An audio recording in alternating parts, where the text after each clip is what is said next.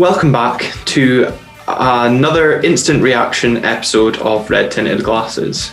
First of all, I'd like to apologise for the half-hearted episode on Wednesday night against Celtic. I had to make the unfortunate decision, moving forward, that like Dave Cormack's done with Derek McInnes, I've given Calum a vote of confidence and allowed him back for today's reaction. Good evening to all of our lovely viewers and listeners, including Jack Grimmer as well, who even now hates me as well. Hopefully those Tom Grennan tickets still on the table. But I would like to... for the out of context, before Calum continues his apology, Jack Grimmer actually messaged us directly to pick up on Calum's performance. That's how bad the criticism got. Not sure if he realised I can also see the DMs, Jack, if you're listening. Just saying. Well, I'm sure he will be. We're familiar on this show with the stat envelope, which has been brought out. Today, I've got the apology envelope, got it written out on here. This is the first time and hopefully the last time we're going to have to use this, but if we do get a live stream, which we have to get 300 subscribers for, then you never know. Okay, moving on now. I'd like to start the show by apologising to the aforementioned lovely viewers, listeners, and also yourself, Glenn, for not paying 100% attention during the game versus Celtic, partly due to a dodgy stream, although largely due to my own incompetence. We're not done there. I have made a promise, okay? And just for the viewers at home, I'm currently undressing. If you're listening and you cannot see this, if you're without the, you've got the misfortune of not being able to hear this. I was going to use a Cub Scout woggle, don't have one. So the Harlaw tie is the next best thing. COIHB, Harlaw boys on top, non-stop, till we die. Shout out Stuart McCombie. Okay, here we go. I promise to do my best, to pay attention, and to do my duty to the Red Tinted Glasses podcast, to the viewers and listeners, and to Jack Grimmer as well, and also to keep the Cub Scout law. Thank you and Godspeed. I think that's an acceptable apology, Calum. And, you know, for all that we've done so far, to have just a tiny blip like that, it's not bad going. And we still managed to hit over 300 views and 200 listens. So if that's what a terrible show does, here's God knows what when we finally hit a good one. Exactly. And here's hoping we will have a good one today after we won and I paid so much attention. Lost. I didn't even blink. Didn't even blink, I tell you. I hope Neil had you strapped in at home. Couldn't move from the seat. Mm-hmm. Yes, Calum, we won, and we might actually be able to put a goal in our intro video on YouTube for the first time in a long time. If we can find one before this goes out, then yes, we will. Which is, it's not like us. It's a goal. It's a goal. It's a goal for Henning Bow. It's been that long. It could have been a goal for Henning Bow, but we got one, and we got 3 points. Very, very welcome. We did. Wasn't a great game, but at the end of the day, a goal and 3 points is all that's going to matter for us. Given what we've seen recently, we've got to be delighted with that. So as we said, a 1-0 win, ending our 6-game barren streak of not scoring, let alone winning a game. Now takes our unbeaten run against today's opponents, Kilmarnock, to 11. And in fact, we've only lost twice in our last 33 encounters. There you go. I don't need an envelope for those stats, Calum. Yeah, that sort of tells you the levels. I need envelopes for things you don't. Even a Tommy Wright Kilmarnock side we managed to get the better of. Quite impressive. Actually, just Tommy Wright in general, because he did change things up in the second half, and we did kind of see ourselves under a bit of pressure early on in that second half, especially Kyle Lafferty. I think there was just a sense of expectancy around his appearance and a goal coming, but thankfully it didn't materialise. Let's go back to the start then. We saw Johnny Hayes miss out today, I think through injury. Matty Kennedy also, after a particularly poor performance in midweek, dropping to the bench. Niall McGinn getting a chance from the start, and we saw a decent Niall McGinn. And Conor McLennan largely impressing, I thought as well, also returning to the starting 11. I know we'll get to it in the goal, but now we're getting to deliver a bloody good free kick for once. That was welcome. I think McLennan as well looked pretty good in flashes throughout the game, essentially. Maybe lacking a bit of end product, but that'll come with more experience and things. I've got faith in him. I'm going to be really positive today. Yeah, and as Willie Garner said, it was probably his brain not speaking to his feet half of the time. For those of you that did listen to Red TV, I know we're going to come to it, but watching with Willie Garner is like sitting next to either your old man or that moaning person at Pittodrie. It's kind of like me every time. Close him down, get the ball in, just beat the man. It was honestly, it was probably the first time it felt like being at Pittodrie whilst watching the game. I really enjoyed that. Like when they were, there was one where they were taking a set piece and it was like, don't get caught square on, and he went, Ash, just really being really specific. Yeah, exactly. No, it was entertaining, much more so than David McDermott's performance. True. It was nice to see a positive start after recent weeks, creating chances early on, albeit kind of really opening minutes before a massive die down. But it's kind of what we wanted to see, coming out the blocks sharpish and looking to create. Yeah, definitely. It was what we really needed, sort of, to not only get us. I was actually quite up for it in this one when we started off pretty well, beginning with obviously a few chances early on. Ferguson's one, I think, maybe took it a little bit too wide, maybe, but he didn't have much choice and got the shot off. Most importantly, more than 2 shots on target. And Fraser Hornby even as well in the early stages, he linked up well with Lewis Ferguson. Obviously their experience from the 21 stage, but as Willie Garner says, we started to see the Hornby we were hoping to up there, working with Canberry, who was lively throughout. Another really encouraging performance from him, despite, I know he didn't score, but he was bringing players into the game, especially, again, Lewis Ferguson. It is sort of a bit of the Marley Watkins thing. He's looked very, very good in link-up. If he can get a goal or two, then he'll maybe get going. That would be good going towards the end of the season. But yeah, I was definitely impressed with Canberry and Hornby in his 15 minutes. He genuinely did look decent. That's probably the best thing he's done. Dean Campbell gets in his way by accident. He has to readjust and gets himself injured. Typical. Yeah, it's a shame for him because it looks a sore one and it looks potentially it could be a good few weeks out. So we will need to start seeing a striker scoring goals. Well, we got one. Hornby, like you said, going down injured there after having to readjust. Unfortunately, obviously, I don't know if it was a mix-up between himself and Dean. Was Dean going to take the shot or... But Callum Hendry coming on and his first touch, a header that his dad would have been proud of.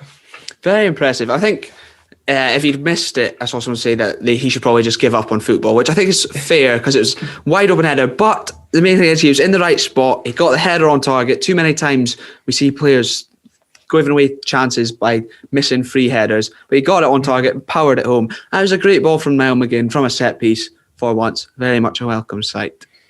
Yeah, and how much has that been missed kind of from us? Not in recent weeks as well. Just that final bit of quality, set pieces as well. We don't exploit them often enough as a team. I feel we should.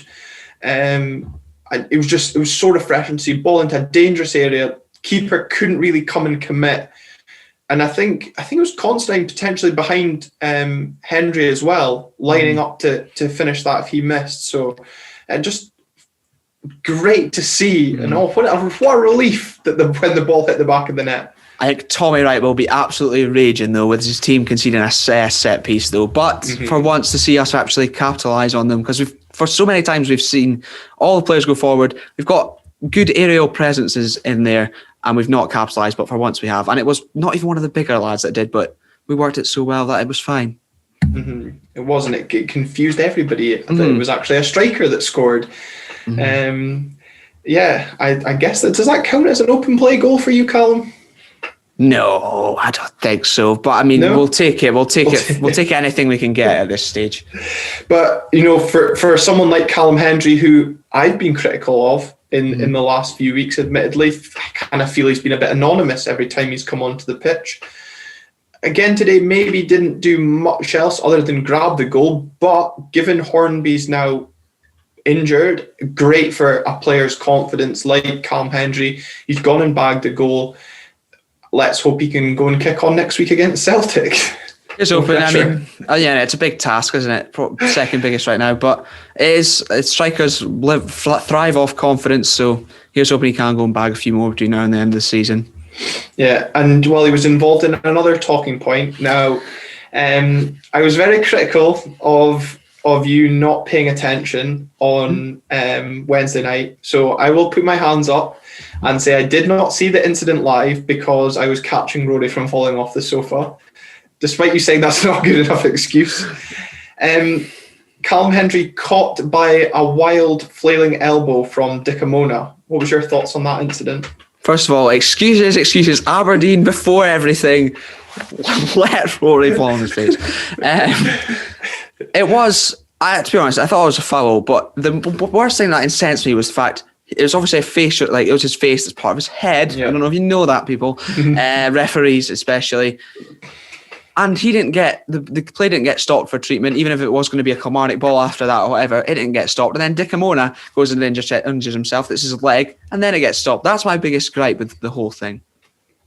Biggest concern from that incident as well is, again, a good point you make about the head injury. It's right in front of the linesman. What's he seeing that's not a foul? And also, like you said, if it's a head injury, which it quite clearly was, why is he not communicating that to the referee to say, we need to stop this game here? But as soon as I pulled hamstring there, no, it's fine. We'll get that game stopped there for you.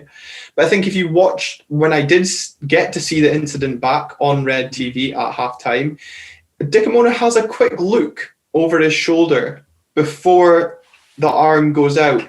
So for me, he knows what he's doing there. It's a bit Barry Robson, and I mean the lino doesn't even have the excuse of his 1-year-old son falling flat on his face either. So I mean, what's his excuse? I'd love to hear it. No, I like how you said just let him fall because he's already fallen once today. So I think I'd have gotten a lot of trouble if I'd let him twice. Yeah, fair enough. If child protection are listening, I don't do it on purpose. Honestly. No, not at all. But it's an interesting kind of talking point given what we saw in the second half with Niall McGinn going up for an aerial challenge and catching a Kilmarnock player receiving a booking, and then similarly McGowan for Kilmarnock also going up and clashing and receiving a booking.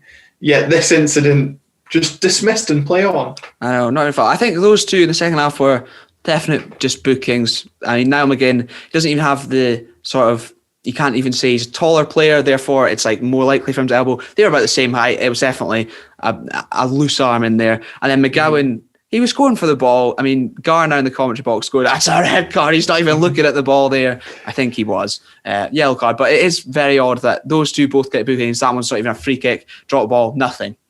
Yeah. Consistency. I don't sound like Stephen Gerrard harping on, but it's what we like to see. Exactly.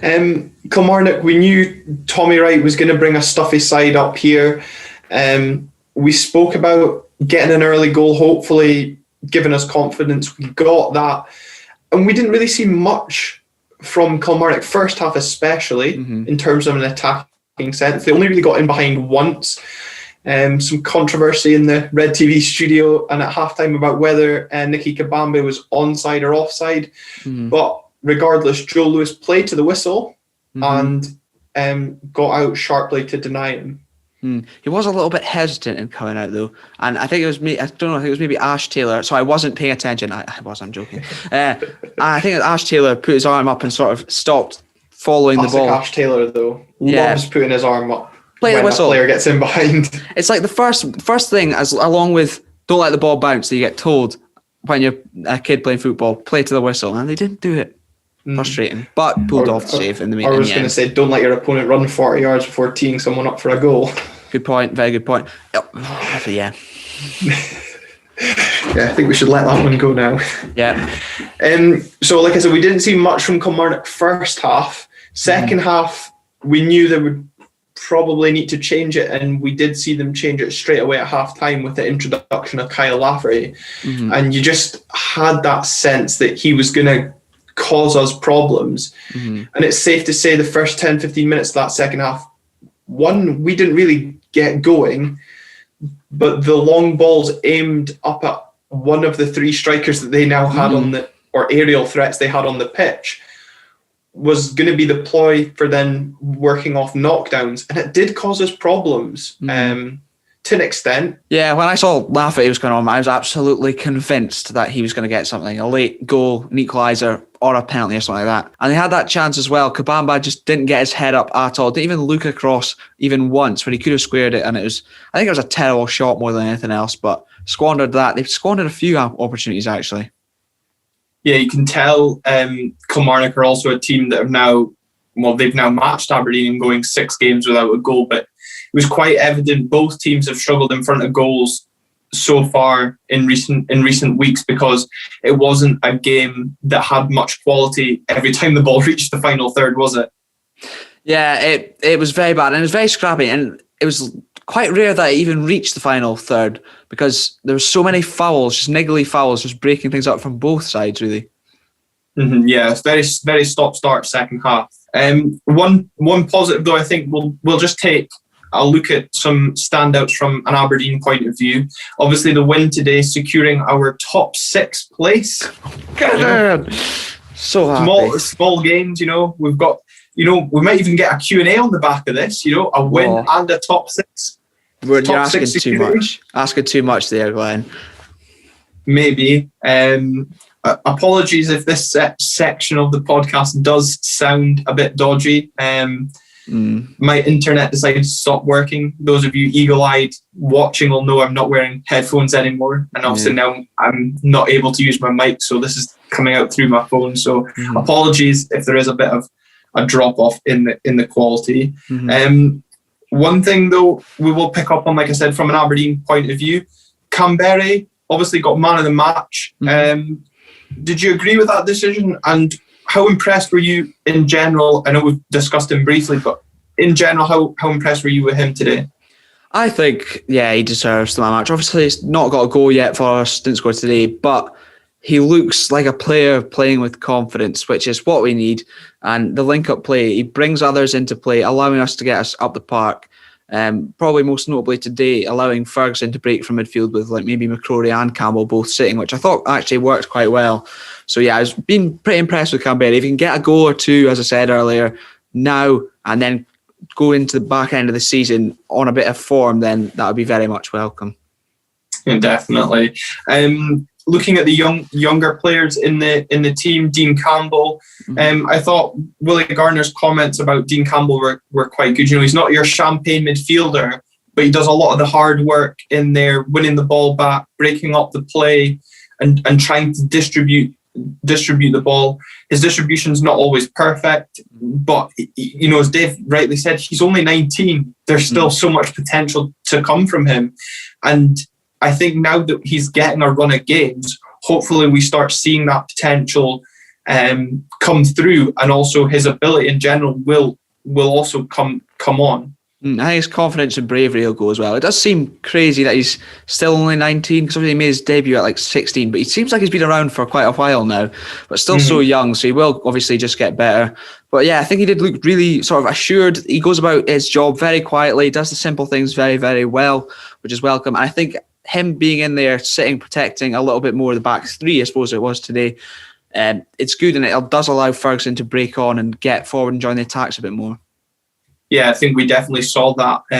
Even Ross McCrory also being in there sitting did give Ferguson the freedom, and we saw a lot of link-up play with him and Canberra, Hornby for the brief spell in the first half.